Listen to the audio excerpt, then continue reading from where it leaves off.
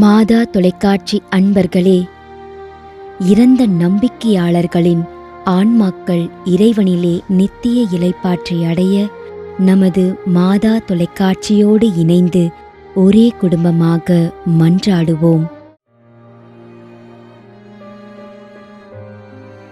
Benjamin,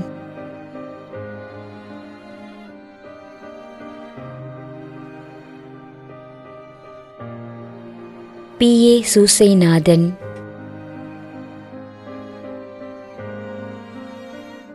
மேலும் corona நோயினால் பாதிக்கப்பட்டு இறந்த அனைத்து நம்பிக்கையாளர்களின் ஆன்மாக்களுக்காகவும் யாரும் நினையாத நம்பிக்கையாளர்களின் ஆன்மாக்களுக்காகவும் மன்றாடுவோம். தந்தை, மகன், தூய ஆவியாரின் பெயராலே ஆமென். ஆண்டவருடைய பெயராலே நமக்கு உதவி உண்டு. விண்ணையும் மண்ணையும் படைத்தவர் அவரே. திருவெளிப்பாட்டு நூலிலிருந்து வாசகம். அதிகாரம் 14, இறைவார்த்தை 13. விண்ணகத்திலிருந்து ஒரு குரலை கேட்டேன். இது முதல் ஆண்டவரோடு இணைந்த நிலையில் இறப்போர் பேறு பெற்றோர் என எழுது என்று அது ஒலித்தது.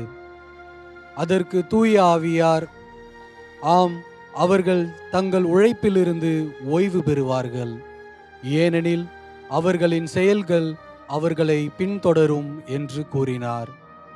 ஆண்டவரின் அருள்வாக்கு. இறைவனுக்கு நன்றி.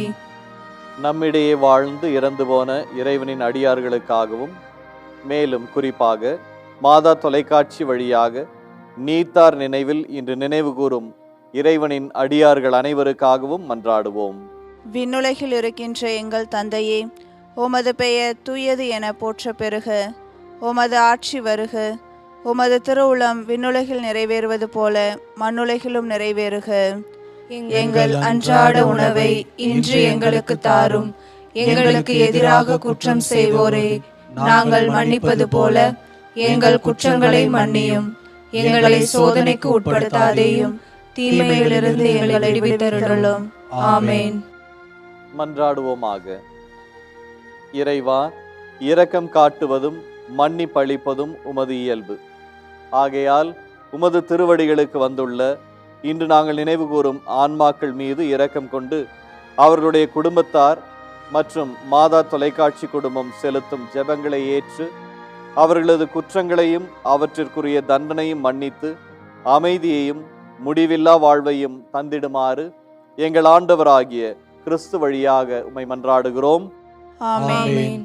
நிலையான இளைப்பாறுதலை ஆண்டவரே இவர்களுக்கு அளித்தருளும். முடிவில்லாத ஒளி இவர்கள் மேல் ஒளிர்வதாக. இறந்த நம்பிக்கையாளர்களின் ஆன்மாக்கள் இறைவனின் இரக்கத்தினால் அமைதியில் இளைப்பாறுவனவாக. ஆமென்.